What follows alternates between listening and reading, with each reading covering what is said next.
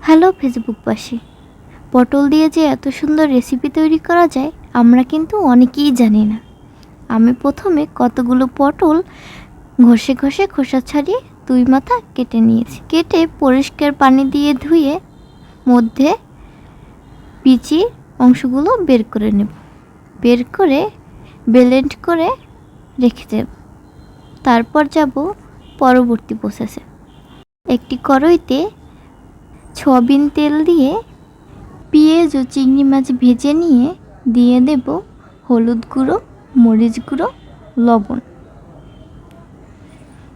ভালো করে কষিয়ে ভাজা ভাজা করে পটলের বাটাটা দিয়ে দেব।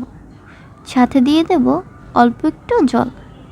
ভালো করে কষিয়ে 1 চামচ পরিমাণ চালের গুঁড়ো দিয়ে পুর তৈরি করে নেব। ঠান্ডা হয়ে গেলে পটলের ভিতরে ভরে নেব। এখন পটলগুলো ভালো করে সয়াবিন তেলে ভেজে নিয়ে ঢেকে ঢেকে ভেজে নেব। তারপর একটু পরিমাণে দিয়ে দেব কালো জিরে।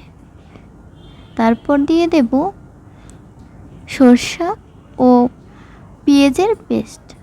দিয়ে দেব পরিমাণ মতো জল।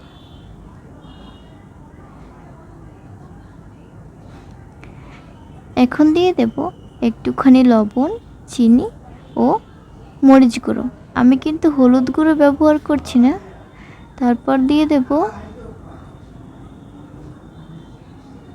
1 চামচ পরিমাণ দুধ। তারপরে ঢেকে ঢেকে সেদ্ধ করে নেব। দেখুন কতটা লোভনীয় দেখতে লাগছে। আমাদের পটল কিন্তু পুরোপুরি সেদ্ধ হয়ে গেছে।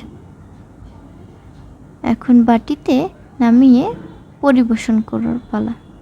আপনারা যারা এমন পটল দোরমা খেয়েছেন আমাকে কমেন্ট করে জানাতে পারেন।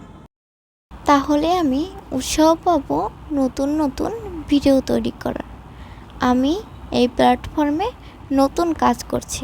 আপনারা যদি উৎসাহ দেন তাহলে আমি ভালো করার চেষ্টা করে যাব প্রতিনিয়ত। আপনাদের যাদের এই রেসিপিটি ভালো লেগেছে তারা দয়া করে লাইক, কমেন্ট, শেয়ার করতে ভুলবেন না। আমার এই ভিডিওটি দেখার জন্য আপনাদের অসংখ্য ধন্যবাদ। আমাদের পাশেই থাকবেন।